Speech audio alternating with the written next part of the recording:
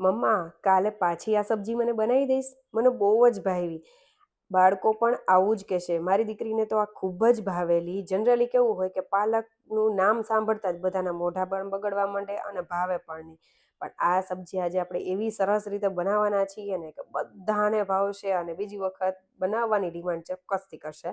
અને સાથે જે પરાઠા બનાવીશું ને એ પણ ખૂબ જ સ્વાદિષ્ટ અને એકદમ ખસ્તા અને ખૂબ જ ટેસ્ટી એવા બને છે.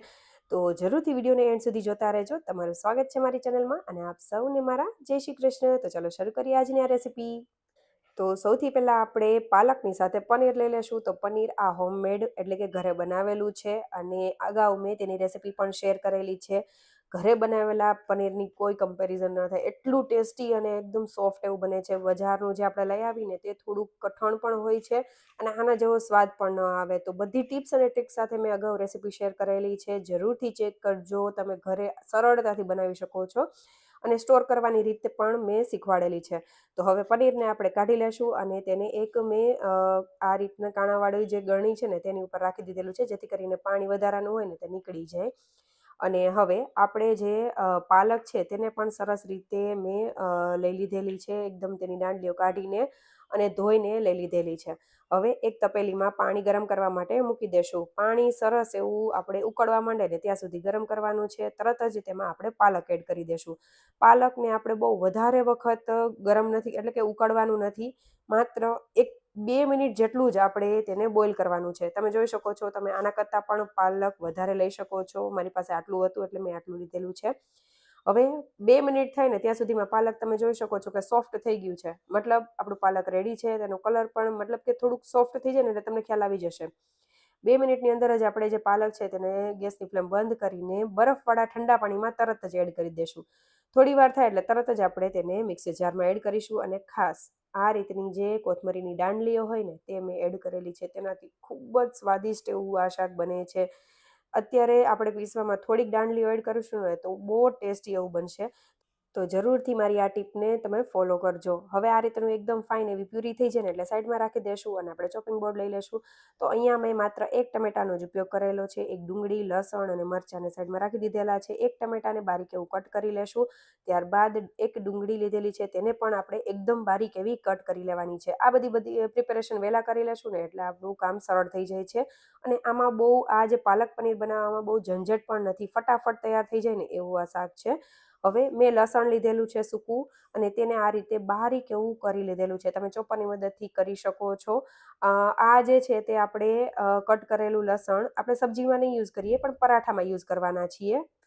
હવે આપણે એક ખાંડણી દસ્તો લઈ લેશું. તેમાં આદુ, મરચાં અને લસણને આપણે ખાંડીને તૈયાર કરી લેશું. અને તેના મેં 2 પાર્ટ કરી દીધેલા છે, કારણ કે 2 અલગ અલગ રીતે હું યુઝ કરવાની છું એટલા માટે.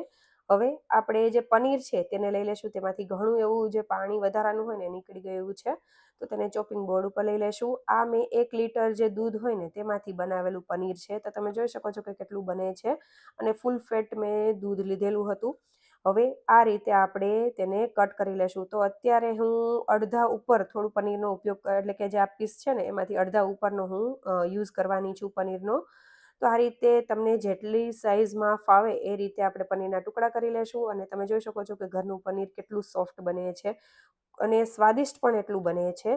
તો જરૂરથી બનાવજો અને મને કમેન્ટ કરજો કે તમે આ રીતે બનાવો છો કે કઈ રીતે કરો છો. હવે આપણે પનીરને સાઈડમાં રાખી દેશું અને એક પેન લઈ લેશું. તેમાં આપણે તેલ ગરમ કરવા માટે મૂકીશું. અહીંયા તમે થોડું ઘી પણ એડ કરી શકો અથવા તો તમે તેલની હારે બટર પણ યુઝ કરી શકો છો.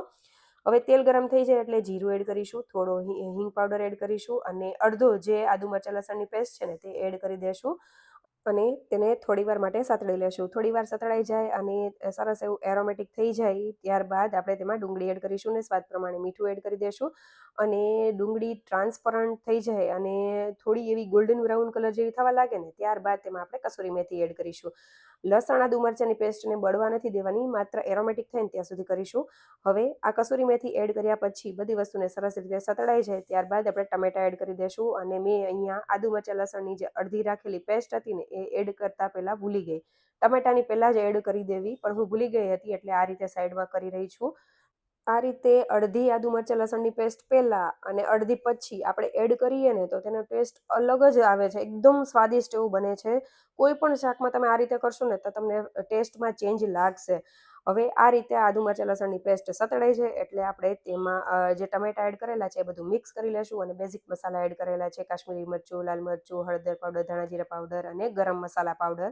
હવે બધી વસ્તુને સરસ રીતે આપણે મિક્સ કરી લેશું. અહીંયા આપણે આખા મસાલાનો કોઈ પણ જાતનો ઉપયોગ નથી કરેલો, જેવા કે એલચી છે, તજ, લવિંગ, બાદિયા એવું કંઈ જ યુઝ નથી કરેલું.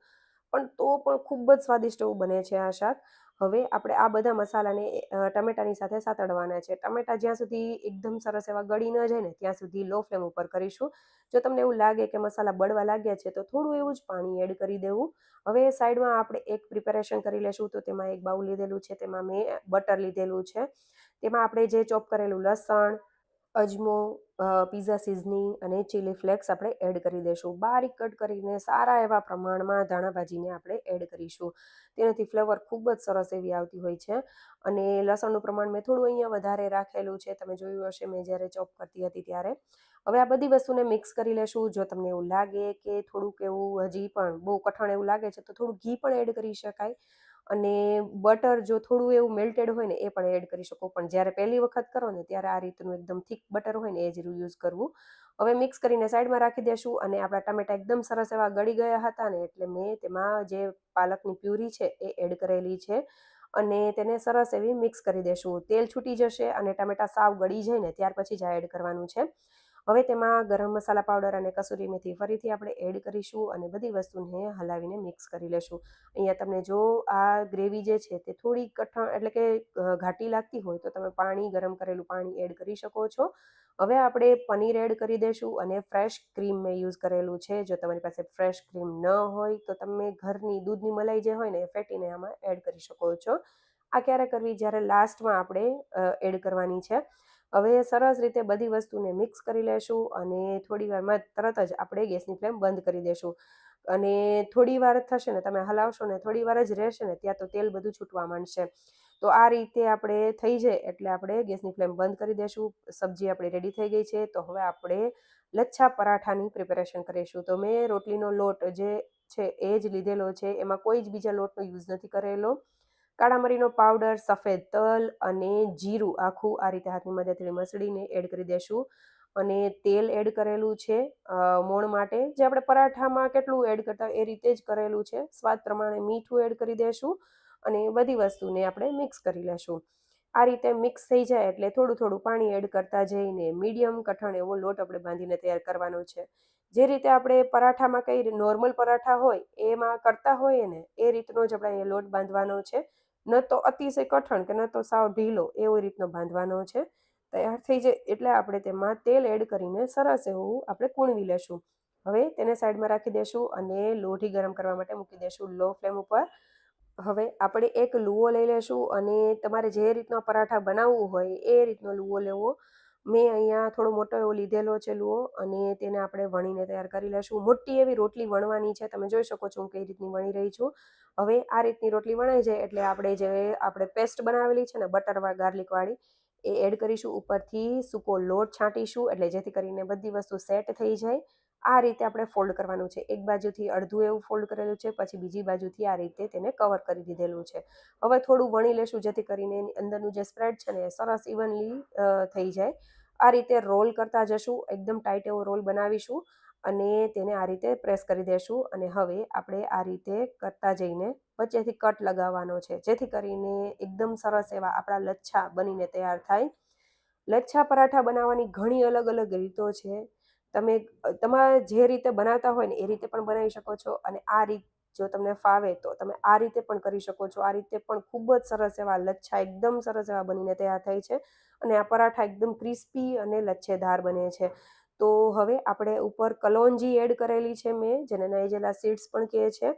અને સૂકો લોટ છાંટીને આપણે આ રીતે વણીને તૈયાર કરી લેશું. બહુ જાડું પણ નહીં અને બહુ પતલું પણ નહીં એ રીતનું પરાઠું બનાવવાનું છે. અને તેલ એડ કરીને આપણે પરાઠાને શેકી લેશું. મેં અહીંયા તેલથી શેકેલા છે. તમે ઘી, બટર કોઈ પણ વસ્તુથી શેકી શકો છો. બંને સાઈડ સરસ એવા થઈ જાય એ રીતે એકદમ ક્રિસ્પી એવા થઈ જાય ને એ રીતે કરવાના છે. તમે જોઈ શકો છો મસ્ત એવી ડિઝાઇન પણ પડી છે. અંદરથી સરસ એવા લચ્છા પણ ખુલે છે. અતિશય જે તમે જે મેંદાના લોટમાં જે રીતે એકદમ એક લચ્છા નીકળે ને એ રીતે ન નીકળે, કારણ કે આ ઘઉંનો લોટ છે. પણ આ રીતે એક પળ અલગ અલગ થઈ જશે, તમે જોઈ શકો છો. તો આ રીતે આપણા પરાઠા પણ બનીને તૈયાર થઈ ગયા છે. આ સબ્જી હારે આ લસણ બટરવાળા પરાઠા એક વખત ખાશો ને તો તમને એમ થશે કે હજી ખાવા છે, એટલા ટેસ્ટી લાગે છે. તમે જોયું ને કે મારી દીકરીએ બીજી વખત કીધું કે મમ્મા તમે મને આ રીતનું બનાવી દેજો. તો આ રીતે આપણે ચેક પણ કરી લેશું. તમે જોઈ શકો છો કે કેટલા ક્રિસ્પી પણ બન્યા છે, એકદમ ખસ્તા એવા તૈયાર થાય છે. સાથે આ પનીર, ઘરે બનાવેલા પનીરની સબ્જી મેં સર્વ કરેલી છે. પાલક પનીરનું શાક આપણું રેડી થઈ ગયું છે. ડુંગળી, છાશ, અડદનું પાપડ અને જે ચટપટું અથાણું, મતલબ કે પંજાબી પિકલ હોય ને, મજા પડી જાય, એટલી ટેસ્ટી લાગે છે.